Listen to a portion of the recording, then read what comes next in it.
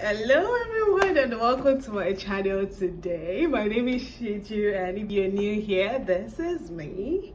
Welcome to my channel. And if you're a returning subscriber, welcome back. So today I'm going to be sharing my visa interview experience, so my F1 student visa experience. Like, I think I will just start the story right from after I gained admission because that makes it more awesome, right?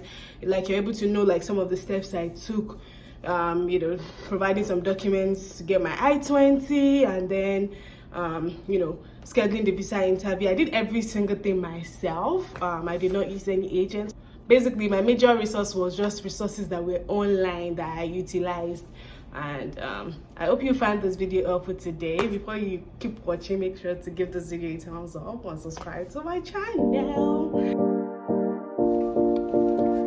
Okay, after I got admission and secured funding, so the Office of Global Education, specifically the International Student and Scholar Services Office, reached out to me and asked me to provide some documents so that they can issue me an I-20.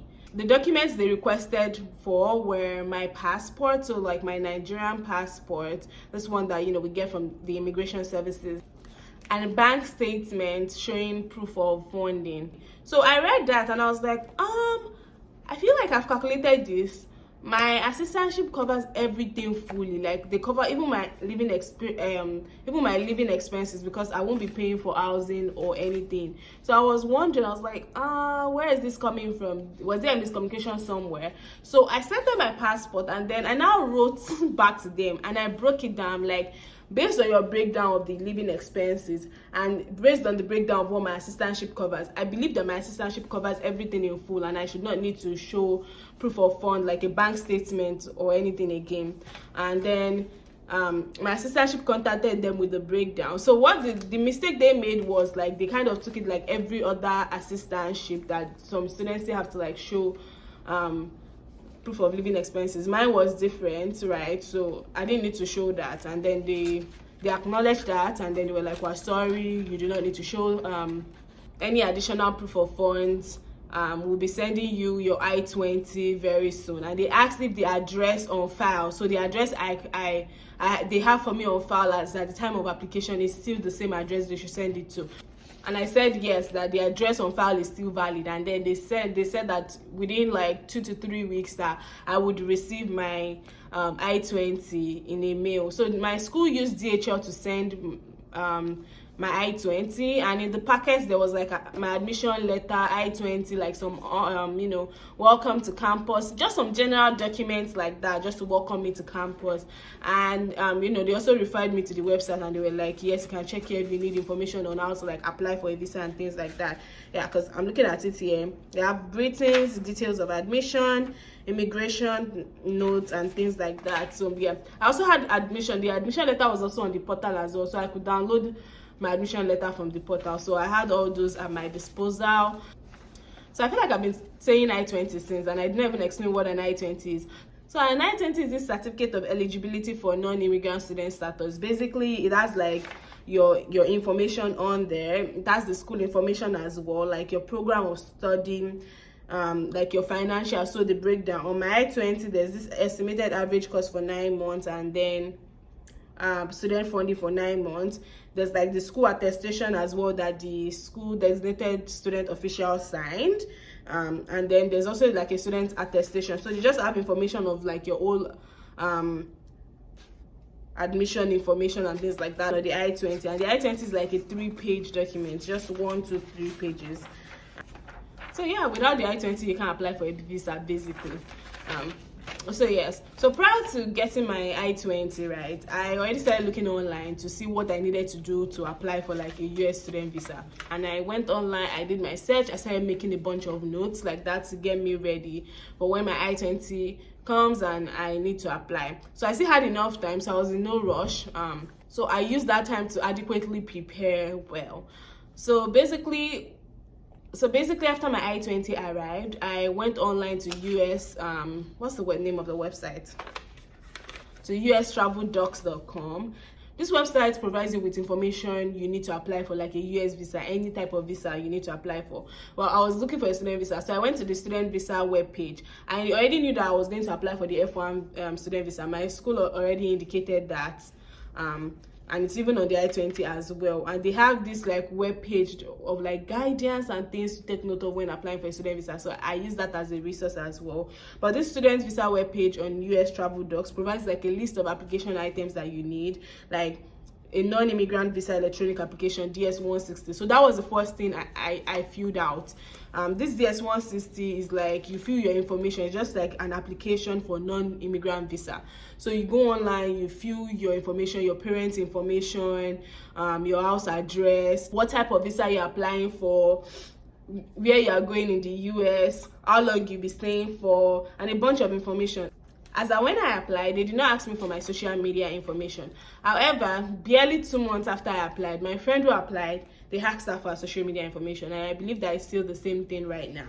So just a bunch of things that you need to, just a bunch of information you need to provide on the DS-160. And after you are done completing the DS-160, you get a confirmation page. This confirmation page would list like your name, your date of birth, your place of birth, gender, your passport number, purpose of travel, when it was completed, and a confirmation number with a barcode. This confirmation number and barcode is very important for you to keep because you will need it moving forward. So one thing I almost forgot is that you also need to like upload like a passport. There's this passport dimension that you need to upload while filling out the DS-160. So after I did that, what I did next was to go pay for my visa application fee.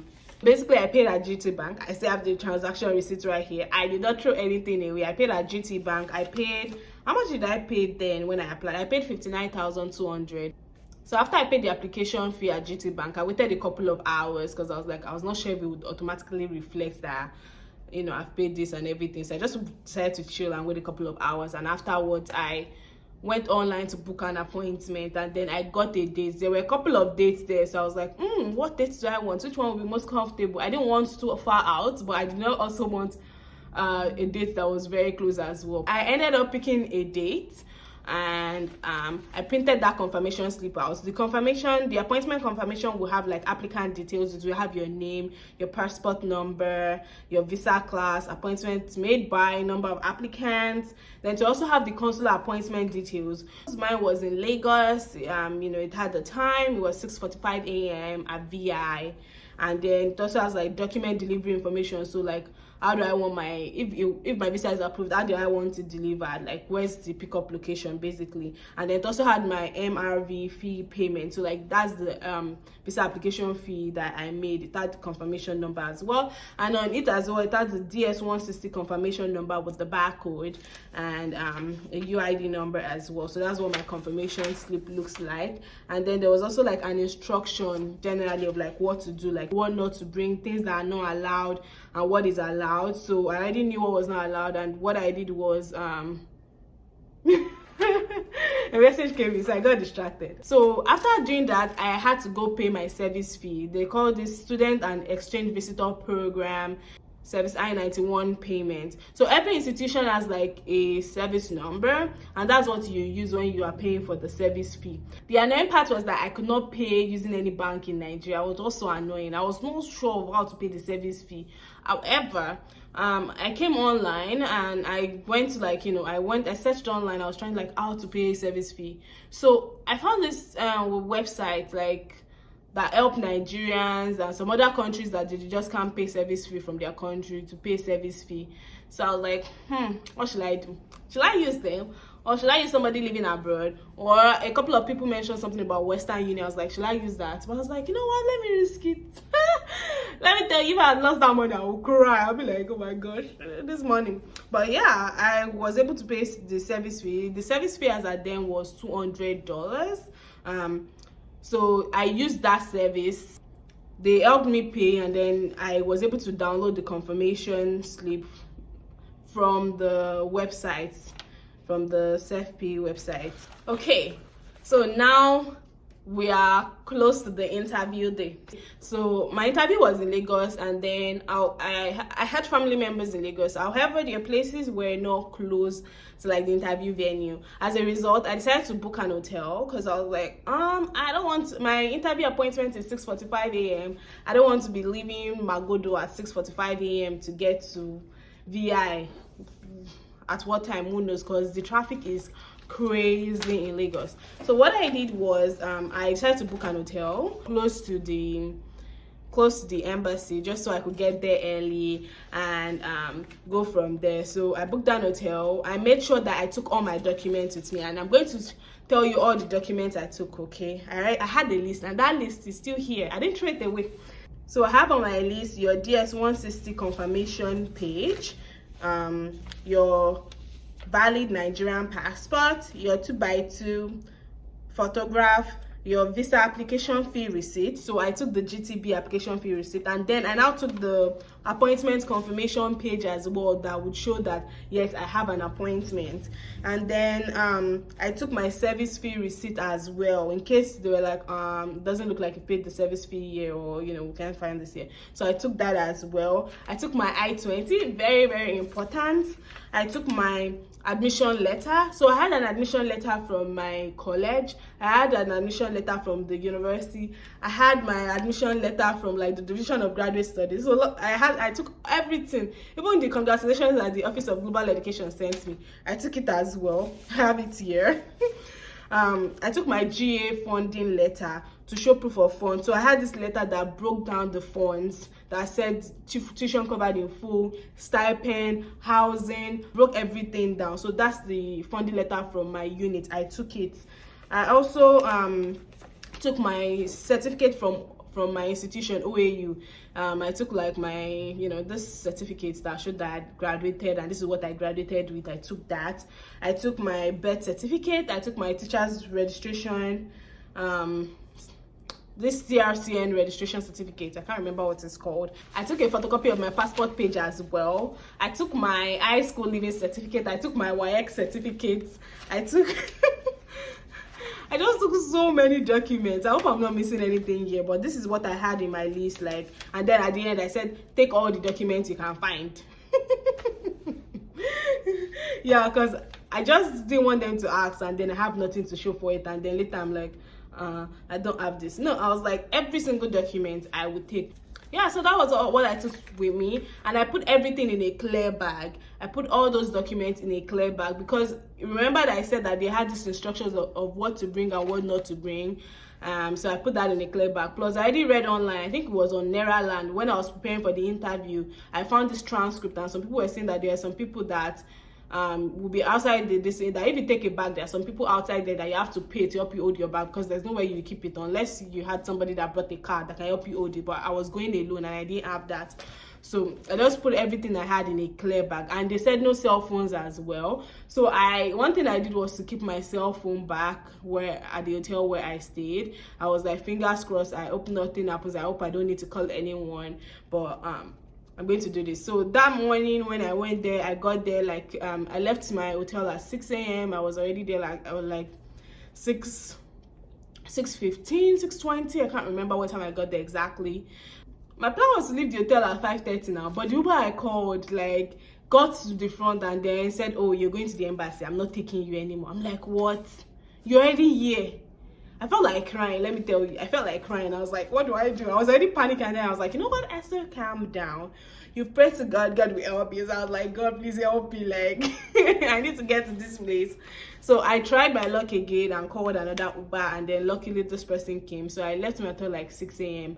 I got to the place probably about 6:15, 6:20, can't remember the exact time. And then there was so many people there, a lot of people, and then they asked us to start lining up and everything. You know, they told us to like have these documents ready. Like, I think it was the DS-160 confirmation page and my appointment confirmation with my passport photograph. I think they said that to have those ready, and then come and see people struggling on the line to line up. People whose interview was still 8 a.m. they were joining the queue. I'm like, oh my goodness, all this chaos for what?